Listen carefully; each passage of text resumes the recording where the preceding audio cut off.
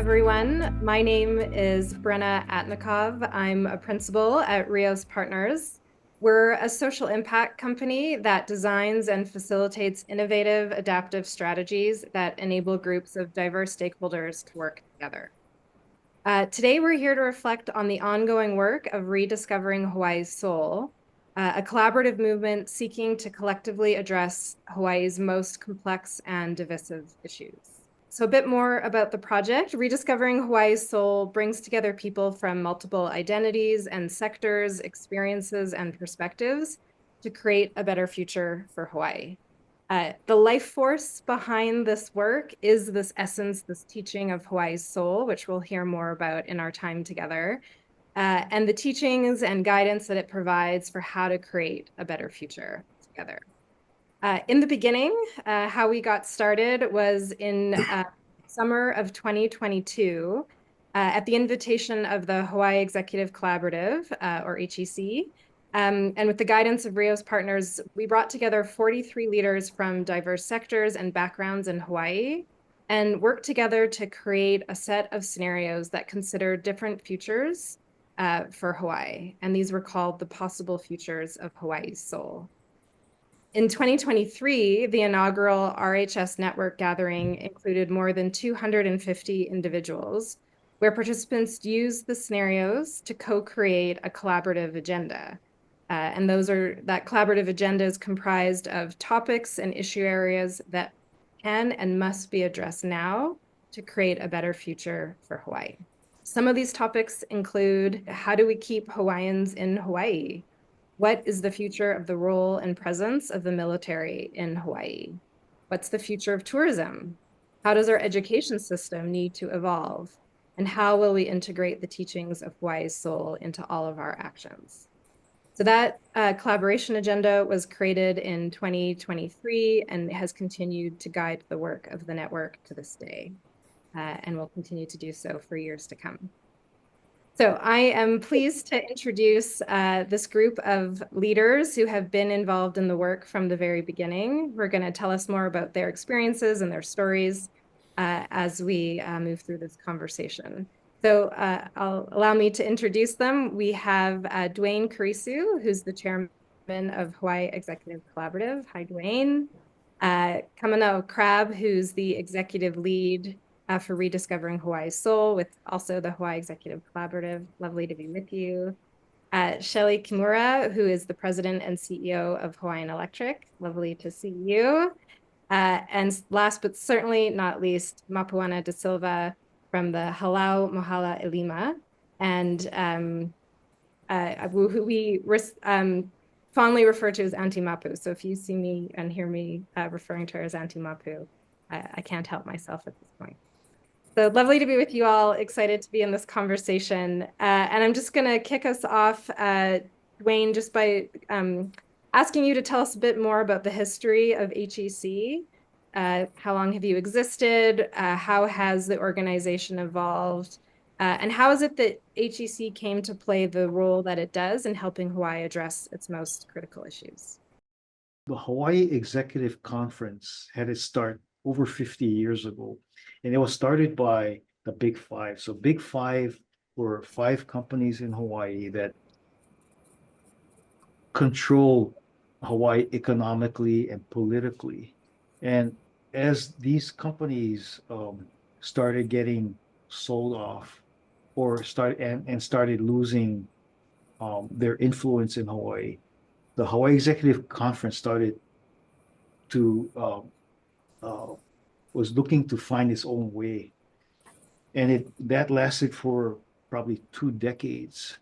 And when we decided to move in to take over the conference or embrace what the conference could do, and this was in 2016, and we said in 2017 the conference had to stop and kind of recalibrate itself, so that in 2018, when we started the conference, it was purposeful, it was meaningful, and one that we had conferences connect to each other. So it was a purpose all the way through today. And it has at its core Hawaii's soul. If you go back and look at the documents, it had at its core Hawaii's soul.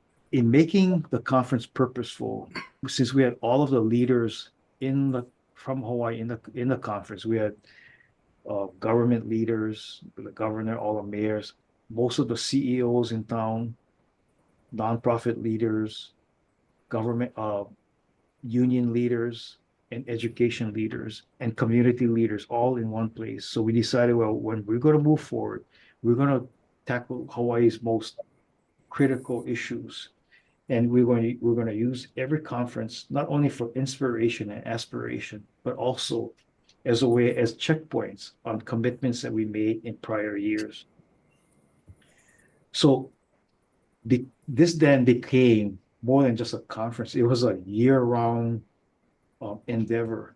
And so we had to build an organization on top of this conference called the Hawaii Executive Collaborative, which lives today. So the Hawaii Executive Conference is the organizer of this conference and also the organizer of many initiatives that the leaders in Hawaii have embarked on. And one of them, which has been playing a really prominent role in Hawaii, is something that Kamana Crabbe leads. It's Rediscovering Hawaii's Soul. I just want to reflect back that in this word, I think you used the word to like, there was a need to recalibrate around the conference around, and that I hear what I believe many look to you as someone who does so well is you open up imagination, right? Recalibrating was about reimagining, right? Like what's possible for this conference, therefore what's possible for this collaborative. And where we're headed is like what's possible for Hawaii, right? And how to open up new thinking, new imagination to Yeah, so in our conference, we have speakers from all over the world, whether from India, from London, from New York, from Japan, from Australia. But every single speaker that has presented at this conference has said that this is the most impactful conference that they've ever been involved with. And a lot has to do with the commitments that we see in the room. But I think what they feel in that room is the soul, Hawaii's soul, the soul of every individual in this room, the soul of every person in that room making a commitment to make Hawaii a better place. Yeah. And that yeah, the feeling of Hawaii's soul really tangible, which I know I have felt when I'm there. Is, as I said in the introduction, like it's the life force of this work that we're doing together, and it's a really inspiring energy and teaching that provides us. So I'm wondering, maybe Auntie Mapu, I'd love to turn to you and just ask around this idea of Hawaii's soul. What does it mean to you to live and lead with Hawaii's soul? I think that when you say the words Hawaii's soul and you ask people what is Hawaii's soul, everybody can have an idea. Everybody can be invested in that because we all feel it in our own way. It might not be exactly the same, but really in my growing up and all my experiences, that we are definitely communities that care about each other. That's our deep commitment. We care about each other. We care about other people. And we're not doing the work necessarily for ourselves. We look at ourselves as part of the whole. And it does take the entire lahui. And every part, every person, every ethnic group, every idea, every business person or Native Hawaiian community leader is important. All those elements are important in order for this soul to thrive, for it to grow, and for it to be complete. And that's what I see this work that HEC and Rediscovering Hawaii's Soul has started. That prior to this, we were all working kind of in silos in our own little areas. You know, Duane does good work where he does. Shelee, Kamana, us in the hula community and in the Native Hawaiian community, we're all doing great work. But we've never had a reason and an invitation to come together and bring all of our energy to one room, to one project. And where the idea can bring us all to that core, that na'o. That's what we call our na'o, our ancestral knowledge. So it's not just an intellectual thing, because we know if we keep going down this path, Hawaii is doomed. Yeah. But it's not just intellectual knowledge. It is really in our DNA. It's how we were raised. It's our ancestors that live through us. And all of that is really important. And I think, I only lived in Hawaii. I'm Hawaiian, so it's the only place I can really call home. But I know that because we are the most isolated country in the entire world, we're different. We're different. We have to rely on each other, but we don't look at it as we have to. We look at it as we want to, because we all want everyone to thrive together. There's competition, but really in the end, that competition goes away. And we're here to uplift each other, support each other, and get behind each other so that all of us together will be elevated and not one person here and one person there. And that's what I see the capacity of this Rediscovering Hawaii's Soul. I want to commend HEC and that, when you hear Duane talk about it started with the Big Five, and I grew up with the Big Five as being a bad word. Something that you didn't want to deal with. Yeah. And yet when they got to the point where they realized they could not control the world of Hawaii anymore, they needed everybody on board. They were willing to leave all of their everything that they've done prior to the first convening for Rediscovering Hawaii. So they agreed to leave that all outside the door. And when we came into that room the very first time, the common feeling was, what are we doing here? Yeah. There was nobody to say, this is why you're here. We all had to figure it out. And there's such power in that. Such power in that. And all of us who are leaders coming into the room and saying, I don't know what I'm doing here. Somebody asked me to be here and I'm here. And then just allowing the conversations and the struggles and the worries and the intentions become clear. As the work gets done, then you see what the purpose is and what your part could be, and then how important all those parts are. If we're really going to achieve something, big changes, and I'm optimistic. I'm going to shoot not just for the moon, but the moons of all the planets. Then we all have to be invested. So.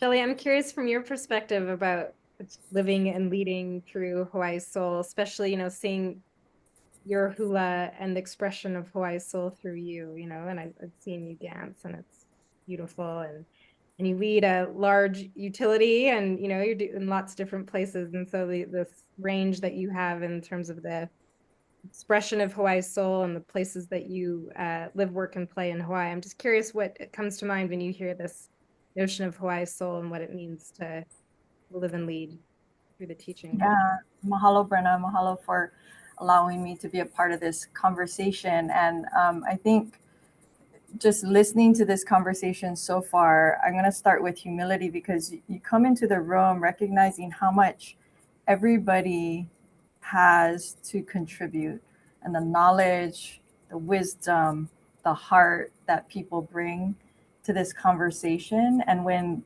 space is created for all of that to be in one place, magic happens. And you can't always put that on an agenda. And I think we've all experienced that, right? We start off with an agenda and it doesn't always follow the exact agenda that was laid out, but we see where the conversation goes, where the energy goes, where the heart goes, and see what unfolds. And it's often been very beautiful found in the way that happens. And I think what Auntie Mapuana just talked about is, this, and Duane, this sense of a shared, I think we all, in our own way, love Hawaii, love the place, love the community, love the people. It has raised us. It raises our children. And even if you're not raised here, you feel that sense of being cared for here. And people want to protect that. They want to help it flourish because we see that it's being attacked. I don't know if attacked is the right word, but it's under siege. It's threatened right now. And we see that. And we want to make sure that we can create a better future for Hawaii than where we see things are going. And I think that's one of the beautiful things about this process is that we all get into a room and start to imagine what the future is going to look like under different scenarios. And it creates an opportunity for us to say, is that what we really want? And it creates an opportunity to have a conversation about the things we really do care about. And you have people from so many different communities and perspectives and industries, and people may have a picture in their mind of who these people are and may make up narratives and conversations in your head about who these people are. But when they're in a room talking about their values and the things that they care about in Hawaii, you realize how alike we all are and that we're all trying to strive for this shared future that we want to care for. And so I think what HEC and RHS creates is this common and shared vision of the future, common and shared framework and language and understanding of the issues that allows people to have these conversations to tackle these issues in a more constructive way. And that's rare to find, right? In an organization, you can manufacture that. In a business or in a halal or a nonprofit, you can create that. But when you're trying to create it for an entire state and an entire community, that's much more difficult. And that's what I see HEC is trying to do here. It's trying to create sort of like a one team for Hawaii, rather than everybody with their own hats on. Trying to, not knowing you're trying to tackle the same thing in different ways. So it brings all of this together and we can collaborate together and figure things out together. Beautiful. I want to maybe pull on this thread a bit more. Kamana, you come to mind thinking about the people that Shelee's referring to, of like the range of people and identities and perspectives and experiences that were first brought together, but continue to grow. And I remember, I think I said to you a while ago, like I saw you as very strategic, thoughtful, careful convener, in terms of how you brought people together. And I wonder if you could just say more about sort of how you and others have built this coalition across such diversity. What was your thinking process, and how did you bring people together, and what sort of ideas or criteria in mind? Thank you, Brenna. As I heard Duane and Shelee share, I think part of our process was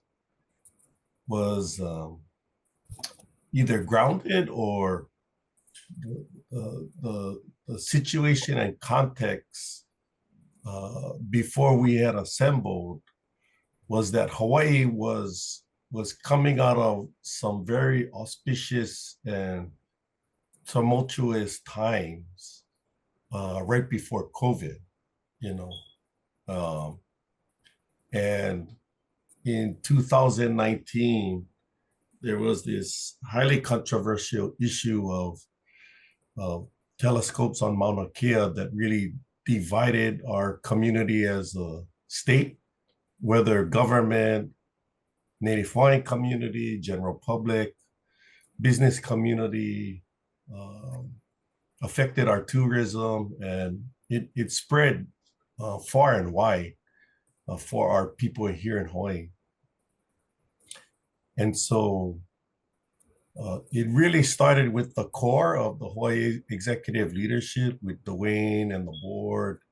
And he had consulted many of us, Governor Wahe'e, Corbett Kalama, myself, Micah, Kane, and kind of asked, like, what are we going to do? You know, what are we going to do? We felt like we were heading down a path where if we don't do anything, as what Shelee had shared is, you know, our Hawaii soul was being threatened, you know, of all of it in terms of a sort of a collective family, a collective community, and maybe disharmony is another word of sharing it. We were on that verge or fork in the road.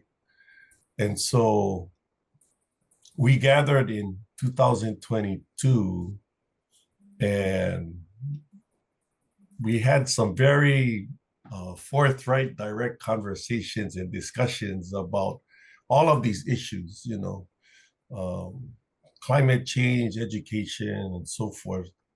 And then how do we reach out to the broader community?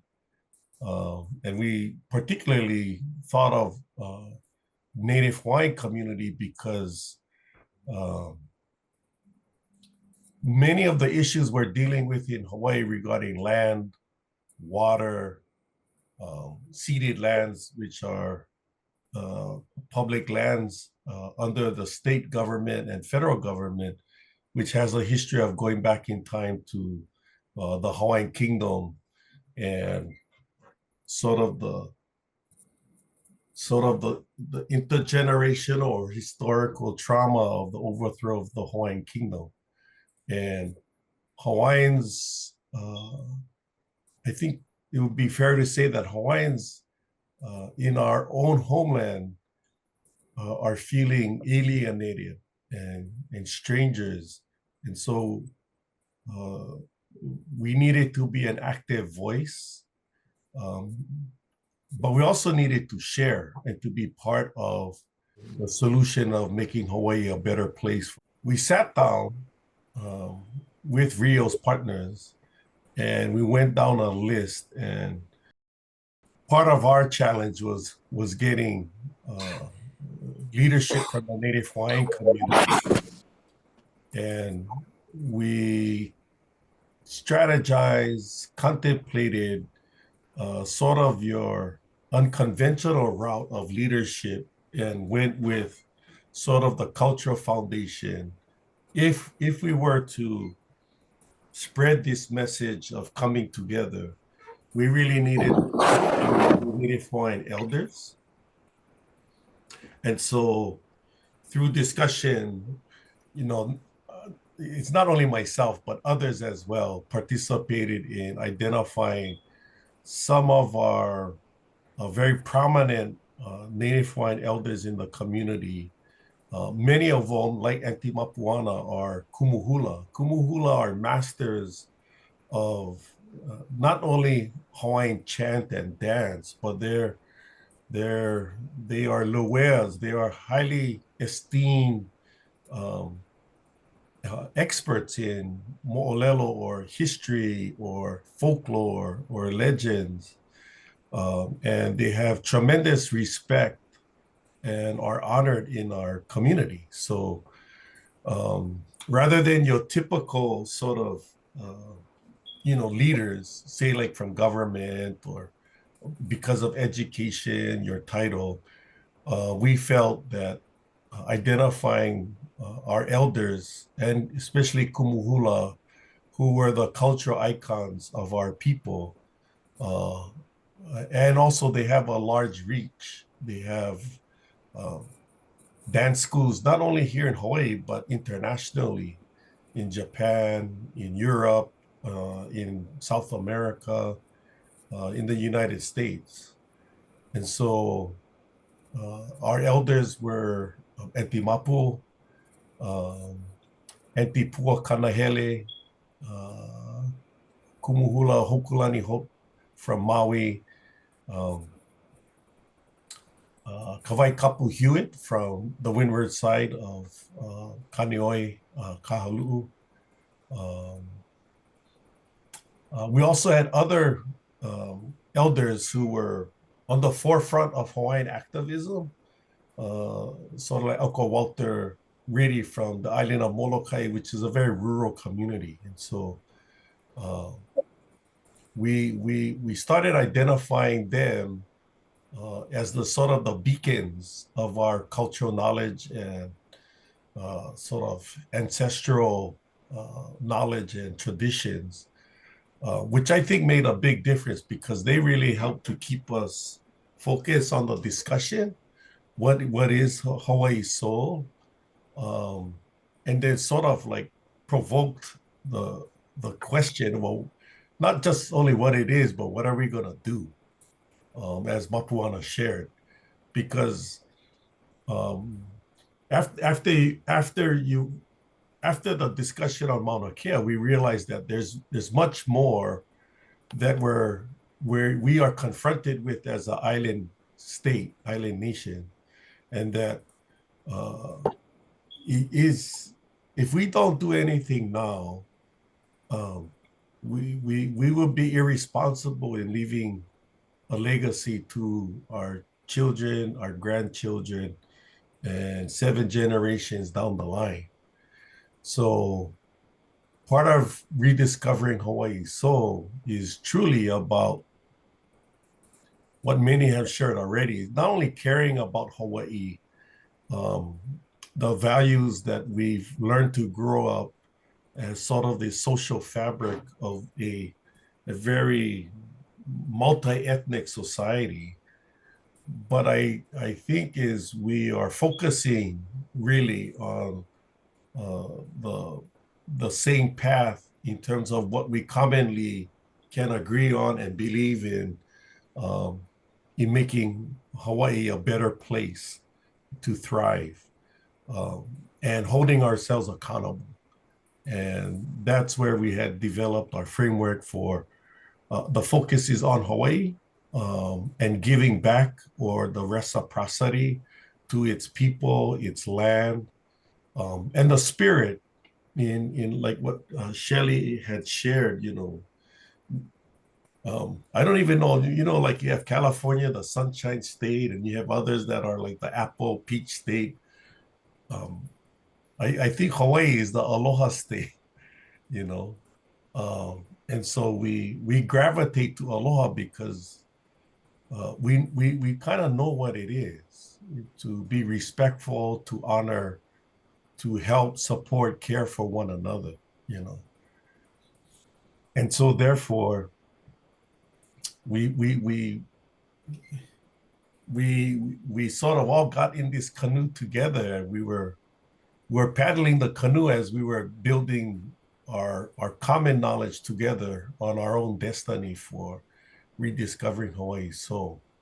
And so it focused on leadership, and then HEC, like Shelee and Duane, are part of the socioeconomic private sector business leadership. And so when you have that combination of business leadership and Native Hawaiian elders, Native Hawaiian community leaders, civic leaders,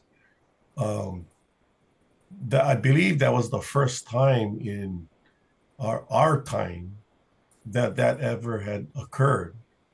And in a way, we all put down our spears to recognize the period and time we are at in Hawaii, and the need for wisdom, and the need for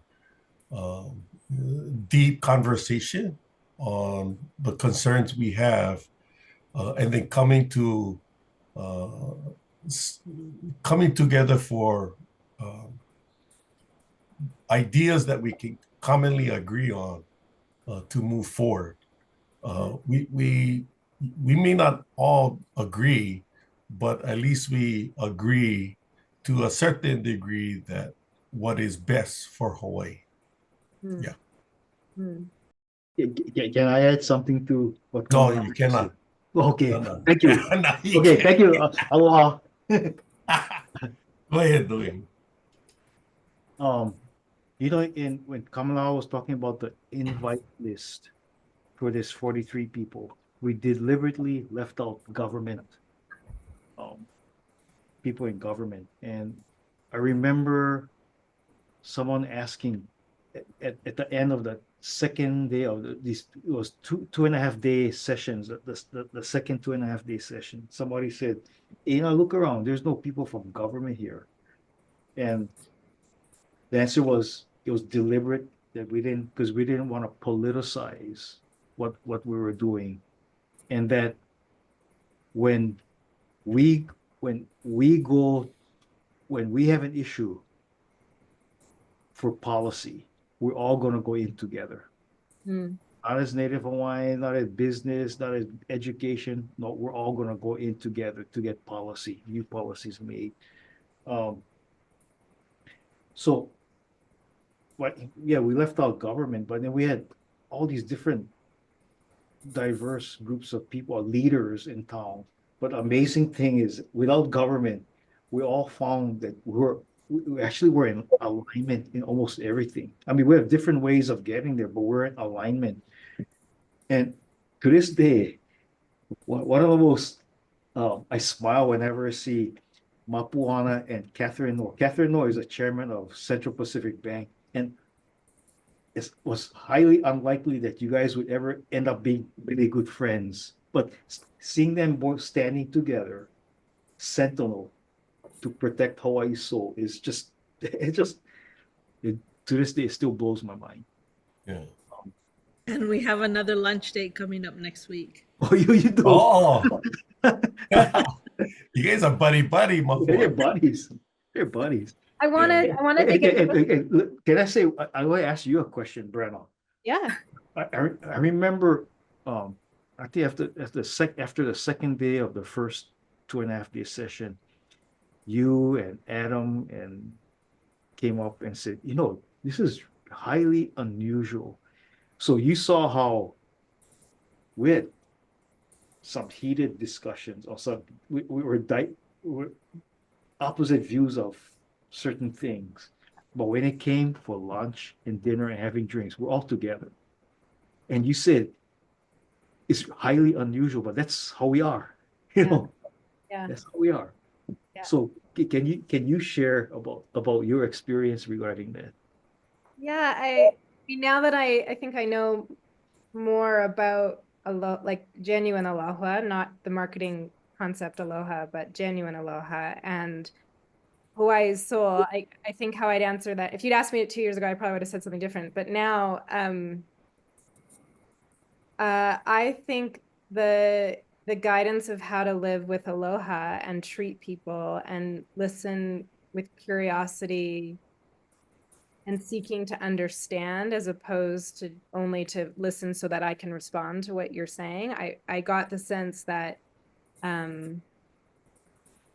everyone was there because they felt like there's something at risk here in Hawaii, and this is our one shot to figure out how we shift things. And I guess I'm gonna have to start with listening. So I think how I think now what I understand is that people showed up and lived with aloha and showed up with aloha and how they spoke and listened to one another. And What I want to add, yeah, Brett, is what I wanted you to say is what you told me is um, that you and Adam, you guys really usually don't join people for dinners and lunch, but you wanted to be with us because fun to be with us, even if we were just half an hour ago arguing about a certain point. Yeah. Yeah.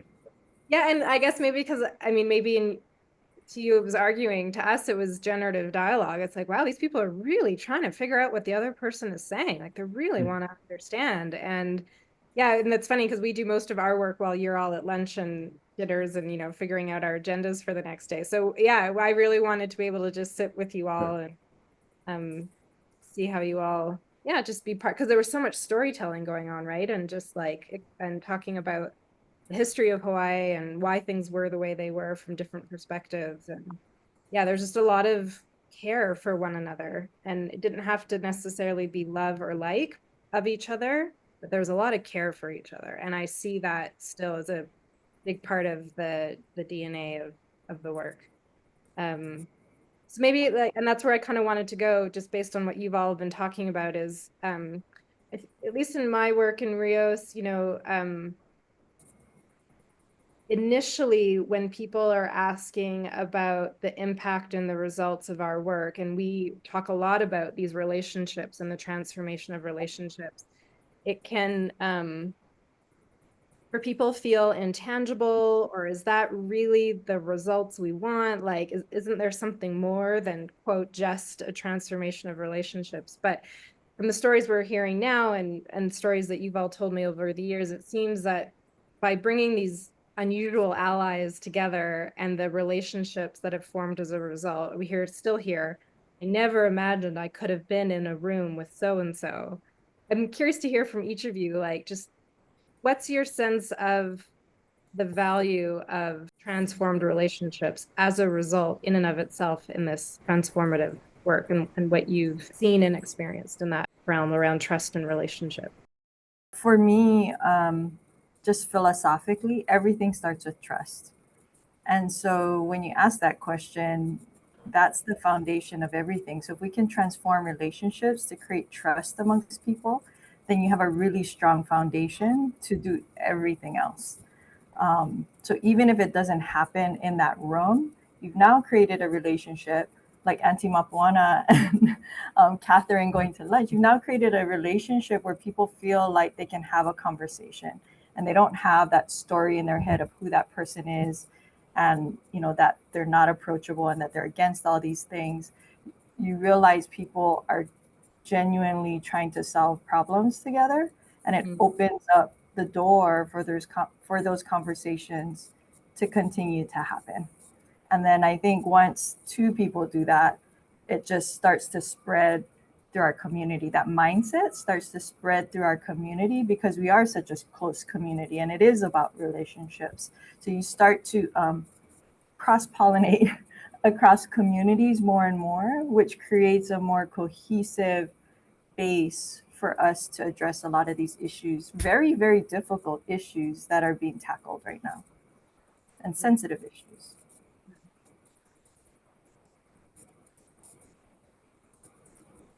I'll share. One of our tenets or values as part of our Rediscovering Hawaii Soul framework is pilina, which is relationships. And we have a Hawaiian saying, "Kameanui no kamauli ola," what is most paramount for the health and well-being of everyone. Kapilina, kapilina, kapilina is the relationship or the bond amongst human to human, and then our relationship as kinsmen,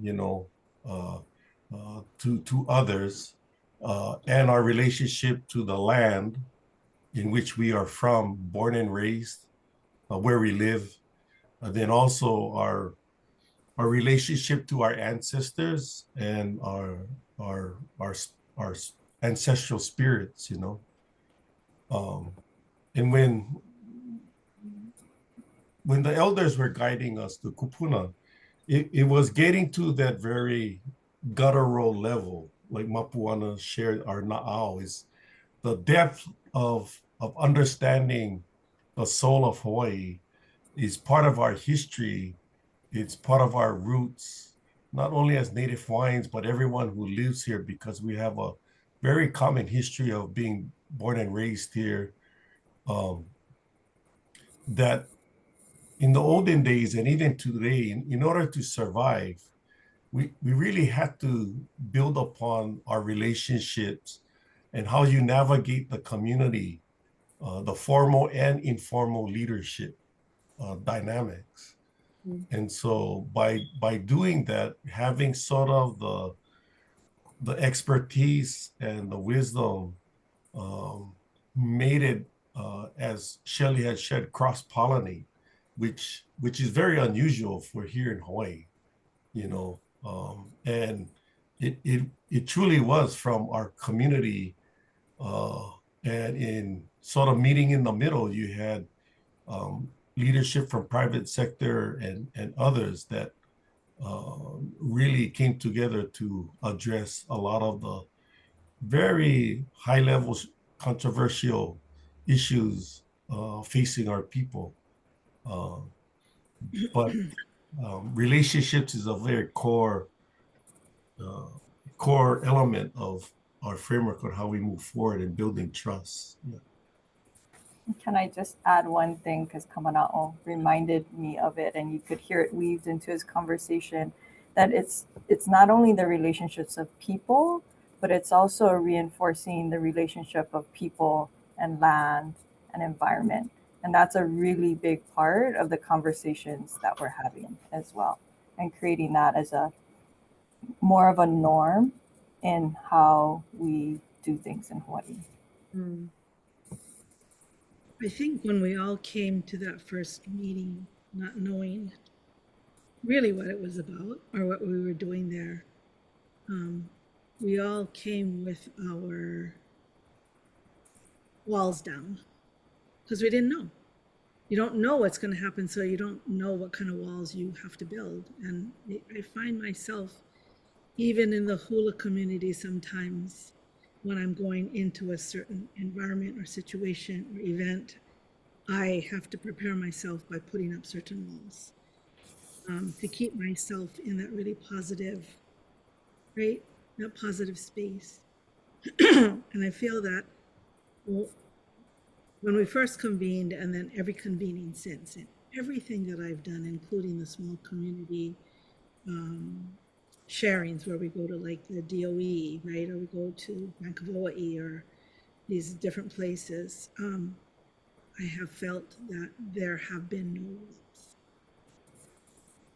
And my journey in what I do is very self-sufficient.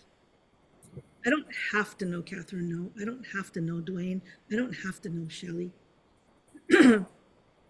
But now that I know them, I feel so supported in the work that I do. I still do my own work in my own little corner of the world, but I feel that I know I consciously have support of a much bigger community. So it gives me the determination and the strength to even do what I do better. Because now I know I'm representing myself and my lineage of hula and my family and my ancestors. But now I'm representing all these people who have become my friends, who are supporting the work that I do and appreciate the work that I do. And so it holds me accountable even more, but it also gives me a really, really strong foundation to make good decisions and to try to take these messages that we all have been discussing and learning from each other together and take them out into all the work that I do. Whereas this concept of aloha is something that I've learned in all of my life and especially my hula life, and it's something I try to take into everything I do. But I feel that I have such a larger community behind that concept of aloha now, and that you know, when I see Shelee having to speak on behalf of Hawaiian Electric on the TV, I can clap for her and good job, Shelee. Yeah, and I can explain to people who might not understand the difficult situation she is in because of things that happened that just happened, weren't in anybody's control. They just happened. Mm. So I feel that there's this can only be good for us as a people, as a community, as a nation, where we have to learn we have to be able to live together and make decisions that help each other to grow and exist and just be. So I wouldn't have traded, although I came in very skeptical. The only reason I was No. Corbett and his mom and the relationship that I had, Yeah. his mom. Yeah. That's why I walked in that door. But I have never regretted anything that I've done with HEC and with RHS and with all the people involved. And that's why I keep coming back. Sometimes I get asked, how come you're still here? How come you're still doing this? Because I believe in this work. Because if we just sit by and watch, then we're part of the problem. We're not part of the solution. You have to be involved in order to be part of the solution. We all have that choice every day. You know, part of the problem, part of the solution. I don't want to be part of the problem. Yeah. And you know, if lunches with Catherine is part of the solution, sure. You know, if coming to these kinds of meetings is part of the solution, then I want to do everything that I possibly can to make sure that we don't go into the parts of the scenarios that none of us want. We may not know exactly where we're going, but we're definitely discovering what we don't want. And we're finding more and more of our people don't want the same things. And maybe that's our way forward, to know what we're not going to choose. So we have a better idea of what we might choose. Right. Beautiful. So you know, again, you know, taking from what Māpuana just said, and Shelee and Kamana, for me, the trust relationships have likewise given me courage in addressing certain issues which I would never have done before. So as a result of rediscovering Hawaii, so we've had convenings, a number of different convenings focused on taking action on certain things. So there was one convening, we all had to break up into groups, and this one individual and activist said, well, no, I want to form my own group, and it's about sovereignty. It's about sovereignty. So and he was sitting by himself. So I went there, and Corbett came with me. So I sat down next to him, and he said, I mean, I would never have been bold enough to do this before. So I went to sit next to him. He said, hey, what you doing here? This is Kuei. I said, yeah, I'm in agreement with you. And he kind of sat back. I said, that what if something happens to the United States where it is so divided that it gets broken up? What if there's a major disaster? Hawaii has to be sovereign, has to be sustainable, has to be able to take care of itself. So I'm with you in the issue of sovereignty. Maybe 5 generations from now, you can say, well, we're self-sufficient, so we can secede from the United States. But for right now, I'm in agreement with you. We have our full support that we're in alignment. And it still gives me goosebumps thinking about it, because, hey, Duane, can you come down to Waianae and we'll talk to all of Kupuna? But it's understanding both sides and being able to change my own narrative on things so that we become in alignment. So I agree what everybody else said. Yeah, and to your question to me a little while ago, Duane, I think that's one of the things that really was unusual was how open everyone in the initial scenario team and beyond have really been to what they don't know or what they may not understand, and being curious about how their own narrative and their own mental models can evolve to and expand in order to see what they didn't see before, and then think through, okay, well, now how do I think about this, and what is my stance on that, and who else do I need to know? And it has been a remarkable thing to observe, to watch. I have so many more questions, and we are unfortunately out of time, or almost out of time. But if you're willing, I do want to just ask one last question and hear just very briefly from each of you. But Auntie Mapu, I'm struck by what you were saying as it relates to, we need to figure out how to live together.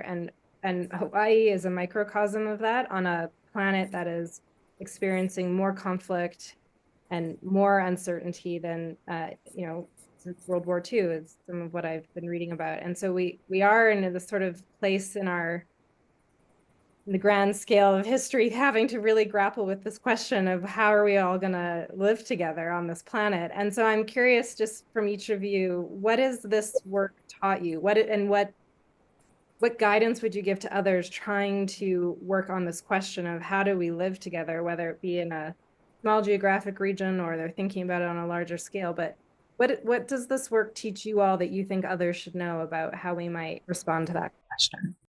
I would say the first thing is you have to come to the table. If you really want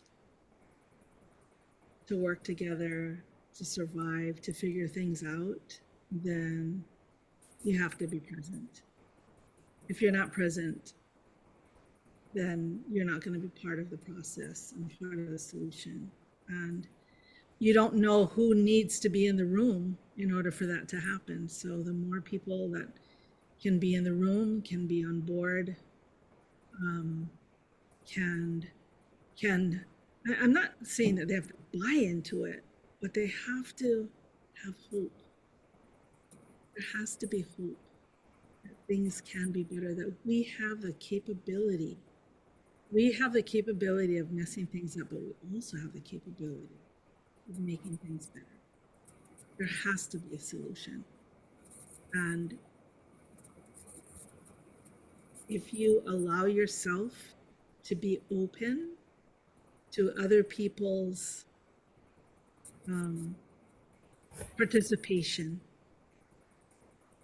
then you never know. You never know what could happen. But if you're not there, then you will never know, and you'll never be a part of it. So I would say the more skeptical you are, then I would encourage you to participate in something like this. If you asked me before COVID if any of this would happen, I would have kind of probably laughed. But no, I don't think this can ever happen. But for some reason, the stars were aligned, and everybody was invited in the right way, with the right intentions, with the right humility, as Shelee started with. That's a big part of it. You know, you get all those people in the room. There's a lot of egos. There could have been a lot of egos in that room. But everybody put that aside and came in very humbly, because we all understand the potential challenging situation that we're so close to being in, and none of us want to go there. So that would, you have to come to the table. That's my bottom line. And thank you for allowing me to come to the table today and to participate with these amazing people that I look up to very much, all three of them, and you as well, Brenna. Thank you. Hello, Auntie. Hello. Big teacher of mine. Thank you. Any other final reflections? Sort of what is this work teaching us about how we're gonna? Well, I'll say something. In Hawaii, we're really fortunate, and if I can be so bold, I think we're we have we're born with enlightened hearts. You can ask anybody from Hawaii who currently lives in Tokyo or London or Australia, where's home? And they'll always say Hawaii, or could be Waimanalo, or in my sense, Hakalau. And when we convene, we have to start with that premise because we all know we're home. But my suggestion in this convening any place else in the world, I think you should start by asking where's home for you, because um, that's a core reason for being together and a core reason for overcoming those things that we feel might be obstacles. All obstacles get taken away because we're all fighting for the same thing. We're all fighting for home. So that's my thank you. Hello. So you started the question talking about Hawaii as a microcosm for the planet. And I think the one thing in Hawaii that is sort of just instinct to us, if you grow up here, because we live on an island, and you heard this theme over and over, is that everything is interconnected. And when we talk about ecosystems, we're not just talking about an environmental ecosystem or the economy or community networks and relationships. That's all one big ecosystem because everything is interconnected with each other. Every person is interconnected with each other. We're all interconnected with our place, with our land, with the ocean, and the economies that we create are interconnected and influence all of those things as well. And a mentor of mine from a long time ago, I think was the first person to say that Earth is an island.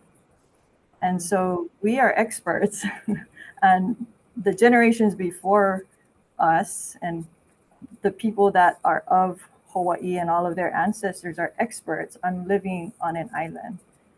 And the systems that were created and understanding of that, I think, is fundamental to the kind of thinking and understanding that's needed globally so we can live on island Earth sustainably and in harmony and recognizing everything we do affects each other.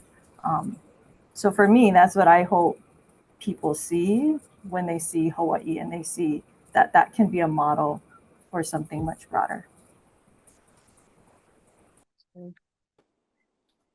Final word to you, Kamana, our wise guide who's been teaching us.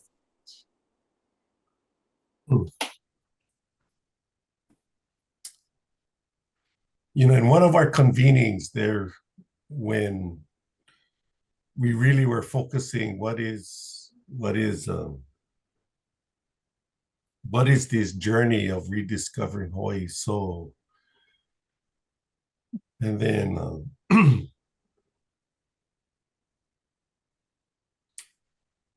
we started to share about,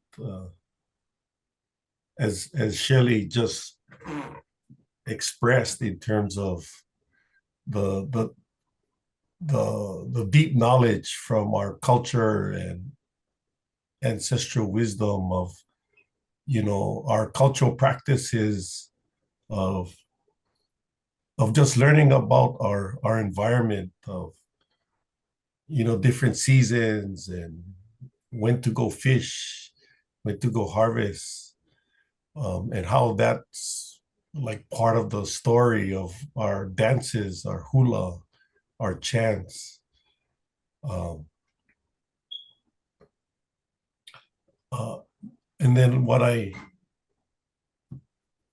was challenged with was, you know, we're grown up in the Hawaiian community to learn all this knowledge and share it amongst, you know, ourselves as cultural practitioners. But I never thought that I'd be sharing the deep cultural knowledge with others. And that was a wall, like Māpuana had talked about a wall. That was a wall that I had. And I wasn't the only one. There are others. And what I heard from others who were born and raised here but were not Hawaiian is that they never knew that they could learn Hawaiian or be a part of the Hawaiian community. And I would say, like, well, why? Because I said, well, one, you guys always protesting down Waikiki and always having these marches and stuff. So it looked very like, oh, I don't want to be part of that group, you know. But when you share the core things like our land and how we identify to it and the community in which we grew up in and taking care of one another. It went beyond just Hawaiian knowledge. It went beyond in terms of really, like you say, a microcosm of Hawaii. And I realize is that for the betterment of Hawaii, Hawaiians not only have to be at the table, but we have to share even more with each other here in Hawaii, but also what we can share with others globally. If you ask me, like 2.5 years down the line, where we would be, I would never have envisioned that our network has grown that large and how many people are attracted to our movement because of what we stand for.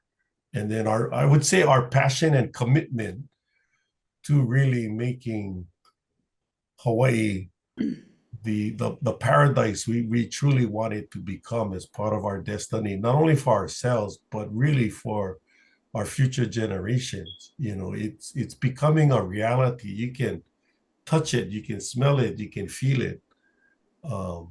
And it's sort of infectious, you know, it's contagious now, which is part of the mana. Or like Shelee had shared, it's part of the magic, you know, as part of this journey together of rediscovering Hawaii. So, wow. It feels like that's the place to pause, even though maybe we'll have a part two. I have lots of questions, and I'm sure there's probably still lots to say. But thank you all for the time and this talk story. Just a chance to learn more about what your experience has been and what you've shared with others. We're immensely grateful. So thanks for joining us, and until next time. Hello. Wow. Hello. Aloha.